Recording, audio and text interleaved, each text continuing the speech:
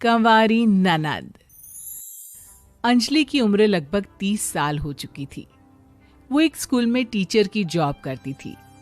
अंजलि के घर में उसकी माँ के अलावा उसका छोटा भाई और भाभी भी रहा करते थे। 30 साल की उम्र होने के बाद भी अंजलि की अब तक शादी नहीं हुई थी।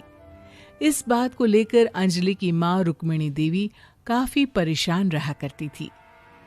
माँ, मैं स्कूल जा रही हूँ, जरा मेरा टिफिन तो दे दीजिए।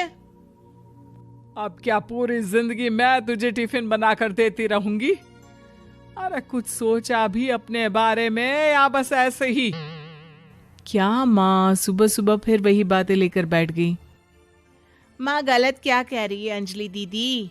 इतनी उम्र हो चुकी है आपकी, माँ कब तक आपकी सेवा करती रहेंगी?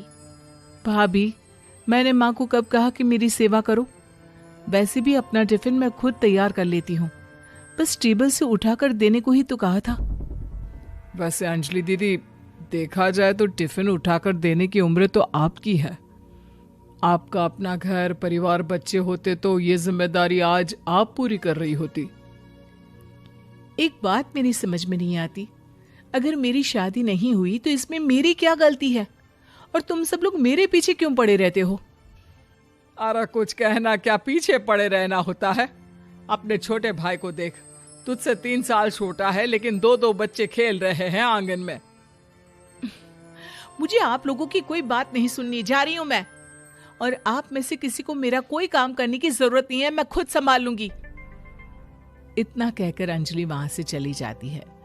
शाम को जब अंजलि अपने स्कूल से लौटकर घर वापस आती है तो उसने देखा कि पड़ोस वाली निर्मला चाची वहां पर बैठी हुई थी। क्या बात है अंजलि बिटिया, नौकरी करके वापस आ गई? जी चाची जी, कैसी हैं आप? मैं तो ठीक हूँ बेटा, तुम बताओ शादी के बारे में कुछ सोचा या नहीं? अरे रहने दीजिए ना, इससे तो शादी की बात करना ही बेकार है। कुछ भी कहो तो गुस्सा करती है, बात बात पर आंखें दिखाती है। माँ, आप ऐसा क्यों कह रही है? मैंने कब आप पर गुस्सा किया? अरे अंजलि बेटा, तुम्हारी माँ ठीक ही तो कहती है। 30 की होने आई हो, अब तुम्हें भी शादी वादी कर लेनी चाहिए। चाची जी, आप तो ऐसे कह रही हैं जैसे शादी करने से मैंने मना किया हो।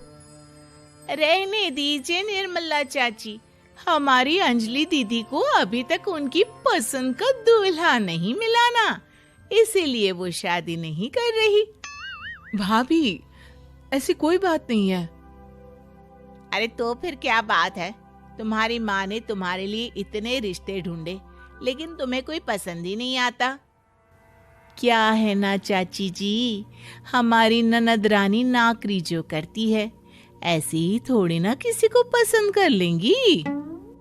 अरे भाई, नौकरी का घमंड है तो बात अलग है, कोई और बात हो तो बताओ, कोई रास्ता निकाला जाए। नहीं नहीं चाची जी, कोई बात नहीं है, बस मुझे अभी तक अपनी पसंद का कोई मिला नहीं है। सुन लिया आपने, इस लड़की के तो पर निकल आए हैं और इतनी उम्र में अपनी पसंद का कोई मिलेगा भी नहीं इसे। माँ, आप मेरी शादी को लेकर हमेशा मुझे ताने क्यों मारती रहती हैं? अपनी माँ की बातें तो ताने लगती है। ताने हैं? बताओ, मैंने कुछ गलत कहा क्या? देखो, ये सब छोड़ो, मेरी दूर की बुआ का बेटा है, उसकी अभी शादी नहीं हुई है, उम्र होगी कोई 34-35 साल।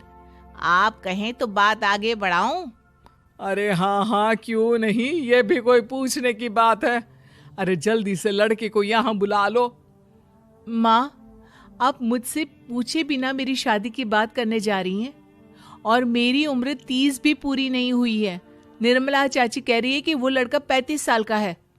अंजलि दीदी, आपको क्या लगता है इस उम्र में कोई फिल्म का हीरो आएगा आपके लिए?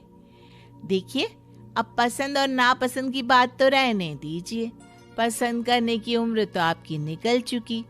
अब तो जो भी मिले उसी से शादी कर लीजिए, इसी में भलाई है। तेरी भाभी बिल्कुल ठीक कह रही है। अब जैसा रिश्ता मिले उसके लिए हाँ कर देना, ताकि हम भी गंगा नहाए। ठीक है, चलिए मैं उस लड़के को कहती हूँ, वो कल ही अंजलि को देखने आ जाएगा। अगले दिन निर्मला चाची के दूर का रिश्तेदार अंजलि को देखने उसके घर आता है। उसका नाम था अजय। अंजलि जी, तो आप नौकरी करती हैं, वो भी स्कूल में? जी हाँ, मैं स्कूल में टीचर हूँ। हमारी बेटी बहुत होशियार है। अरे पढ़ने लिखने में इतनी होशियार है, इसीलिए तो इसकी नौकरी लगी है स्कूल में। अब हाँ हाँ ठीक है आंटी जी, जरा मुझे भी तो बात करने दीजिए आपकी बेटी से। जी पूछिए ना, क्या पूछना चाहते हैं? अंजलि मैडम, ये तो बताइए कि आपने अभी तक शादी क्यों नहीं की? बस ऐसे ही, कहीं कोई रिश्ता पसंद नहीं आया इसलिए। लेकिन क्या मैं आपसे पूछ सकती हूँ कि आपने शादी क्यों नहीं की? अंजलि, क्या कर रही हो तुम? लड़कियों को इस तरह की बातें नहीं शोभा देती। रहने दीजिए आंटी जी, आपकी बेटी काफी पढ़ी लिखी है, मैं उनके सवाल का जवाब दे ही देता हूँ। वो क्या है ना, मुझे भी अभी तक अपनी पसंद की कोई लड़की नहीं मिली। अच्छा, कोई बात नहीं। वैसे आपकी तनख्वाह कितनी है? कितना कमा लेती हैं महीने का?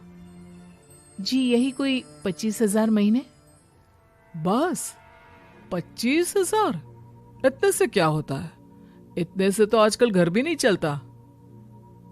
आपके कहने का क्या मतलब है? अरे मैं तो ये सोच कर आया था कि नौकरी वाली लड़की है, आराम से 40,000 कमाती होगी। माफ कीजिएगा, आपका और मेरा रिश्ता नहीं हो सकता।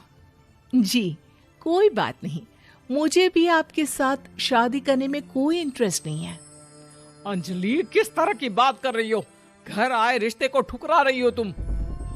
दीदी, अब इस उम्र में आपको इतनी अकड़ नहीं दिखानी चाहिए। अच्छा खासा रिश्ता हाथ से निकल गया, कहीं ऐसा ना हो कि जिंदगी भर कुंवारी ही रह जाओ आप। कुछ दिन और ऐसे ही निकल जाते हैं और अंजलि की शादी कभी नहीं होती। अंजलि के परिवार वाले बिंदास उसे ताने मारते रहते हैं, लेकिन अंजलि एक बड़ी नौकरी की तैयारी करती है और उसमें सिलेक्ट होने के बाद अंजलि को एक बहुत बड़ी नौकरी मिल जाती है।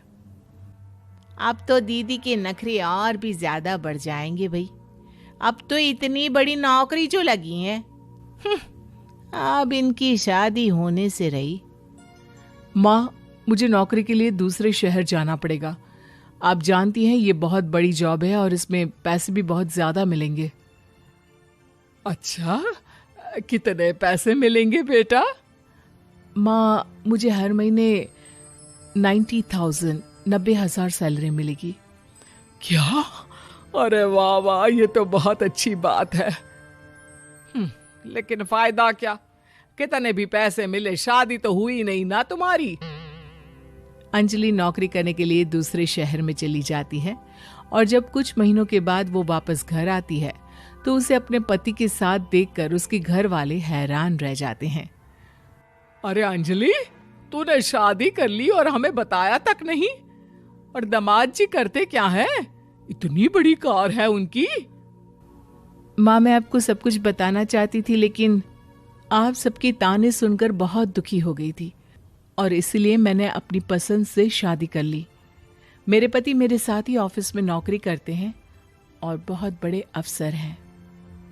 और एक बात बताऊं माँ, आज मैं बहुत खुश